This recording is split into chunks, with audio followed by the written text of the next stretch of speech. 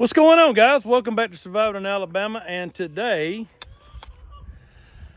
we're going to be talking about deer blinds. Now, specifically a scrap wood deer blind. So here's the start of it. I started it before I started filming. Here it is right here. It is 4x4, and I got 4x4s right here. As you can see, I cut them I put them in an angle, and how I lined that up was I took this point right here. This is just how I got my measurement. I just took the point right here, the point of the 4x4. I put the point right here. That's how I lined it up. So this is what the preliminary frame looks like. Like I said, 4x4, 4x4 legs. I am going to put a band across the bottom here. And let me just show you what I started with. Did you know that you can buy cull lumber at Lowe's and Home Depot? And probably Menards. I'm not familiar. I have seen a Menards, but I'm not really familiar with their practices because we don't have those in the Deep South. However, Lowe's specifically, I have bought cull lumber from Lowe's many times. And what that means for cull lumber, because you can get a deal on some lumber if you just go and ask. So if there's a blemish on the board, say it's cut the wrong size, it's warped a little bit, it's discolored sometimes, maybe nothing wrong with it at all, or it has a big not a rotten spot, but say it's got a little broken spot on one side or whatever, but there's something wrong with the board which makes them not be able to sell it for full price. So what they do is they pull all those boards that something's wrong with them, and they make big stacks of it. And generally they'll do it in the back or maybe outside under they have depending on where you are, if they have a canopy or not, but they'll make these big stacks and pallets of them. Or they'll have those roll around carts, they'll have 2 or 3 of those stacked up together. And they'll have all kinds of boards, all different sizes, shapes, and kinds. And what they will do, they'll say, okay, this whole stack, no matter what's in it, is this price. I actually bought all of this lumber, and I have picked out of it probably 5 times or more to build different projects. And this is just the leftover of the leftover. I paid $75 for this whole stack. It's a whole trailer load. And like I said, I've already built several projects out of this lumber. And now I'm just picking through. You see there's a 6x6 in there. I've got another 6x6 that I've already pulled out of there for something else. See that big long 4x4 in there, right there? All kinds of just different lumber. And all this lumber was scrapped to them. Now, you can take this lumber, and you have to use a little bit of your imagination when you want to put something together. But this lumber is still good. Now, it may have a bad spot in it. That's okay. If you're not building something, that's going to be, if you're not building something that you're going to get paid for, sometimes you do. But if you can cut that bad spot out or work around it, that lumber is still good. Out of this stack right here, I actually built a sandbox that folds into benches, and I traded that for a 500-pound spreader for my tractor. And all I had in it was just a little bit of this scrap lumber and about 4 hours of my time. That's what it cost me. And I had to drive it over there. So as you can see, the start of my deer blind has got very little money in it. It's just going to have a little bit of my time in it. And so if you were to average out, the lumber that I got, like I said, I got the whole stack for $75. And how much is this out of that stack? Not very much. So maybe I got $5 in it in lumber. So if you can build a deer blind for $5 in just some of your time, that's a really good deal. I will have more in it in screws than I ever did this lumber. All right, I've got these 6-foot boards right here. I'm going to attach those 6-foot boards up here, and we're going to continue on. Okay, it's the next day, and let me just show you what I got done. All right, it's starting to take shape. It's starting to look like a 4x4 shooting house or a box stand, however you want to say it. So it's just now starting to look like what it's supposed to be. All right, so I did put this right here as steps. I was trying not to, be overcomplicated. This is an all scrap wood box stand, and I'm not trying to spend any money on it. When I get through with this thing, I would like to have under $50 in it. Because of the wood that I got from Lowe's at a discount. Yeah, the screws actually cost way more than I ever spent in the lumber. Now, lumber prices are high, and I do know you understand that it's not as high as they were, but it's still high. It's higher than it should be by far. So you just got to do what you got to do. And this scrap wood is way usable. As you can see, I just put the floor in it right here. And this is that 1/2 inch or more. That may be 5/8. I think that may be 5/8. It's pretty thick. And I do have a brace up under it. As you can see, I do have a brace up under here. So if you're big like me, it's not gonna be wobbly. I'm way heavier than I should be, although I'm trying to get healthier. But if you're heavy like I am, you don't wanna have to worry about it being shaky or riggedy, and worry about it being, swaying or moving or anything like that. This thing is solid. It's way solid. I am gonna put some bands on it to go around the legs. I'm gonna work on that here in just a few minutes. And I'm gonna band these legs together, and it will not move after that. It'll be pretty solid.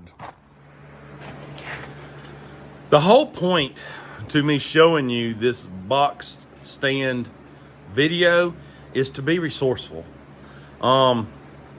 You can go spend a lot of money on lumber trying to build a box stand, or you can go buy one pre-built. I think you can buy one without legs for about $300 to $350. But if you want legs on it, like this one does, if you want legs on it, it's another like $150. So at least where I live, if you want to buy one pre-built similar to this one, it's about $500.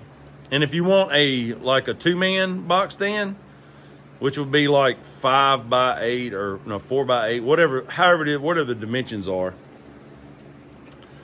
they get kind of expensive. So I just showing you this box stand that I'm building, and I'm gonna continue on building. I'm not through, but I just wanted to say, hey, be resourceful, and you can save a lot of money. And I may have to source some stuff like the paint when I get through with this thing. The paint, my brother got some free paint from somebody's exterior green paint, and I'm gonna get that paint from him with the leftovers, because he got a 5-gallon bucket for free. And I'm gonna paint it green, and then I'm gonna stripe it in camouflage with black. And I've got some black spray paint. I don't even have to go get that. Okay, starting to shape up. I put a band so there's my steps. I put a band all the way around. This is 1 foot down. And then I put a second band down there. So it should be pretty stable. Let me push on it. Oh yeah, I can't even rock it. It's pretty stable. So this is what I got left. So I got the top to put around there and a roof. I got to put the top. So what I'm gonna do is I'm gonna leave a space in between here where I can shoot out of. And then I got to put a door on it. I am gonna move this in spot when I get through putting it together, and I'm just gonna move because I don't have the paint here. My brother's got it, so I just figured I would just put it where I'm gonna put it, and then I will paint it in place. Okay, so I did put some more sides on it. and I got part of a roof on it. As you can see, this lumber right here is the same. There's a bigger gap right here than I really wanted to, but again, I was resourcing my lumber. I probably don't have $5 in lumber in this whole thing, but I put this thin sheet of treated plywood right here up top because that's just the lumber that I had to deal with. Okay, I'm done except for paint and possibly some glass or plastic windows. I haven't made up my mind if I'm actually going to put glass or plastic on. I do have some plexiglass that I could put up there. I'm debating about it, but I am, other than that and the paint, it is complete. Let me show you.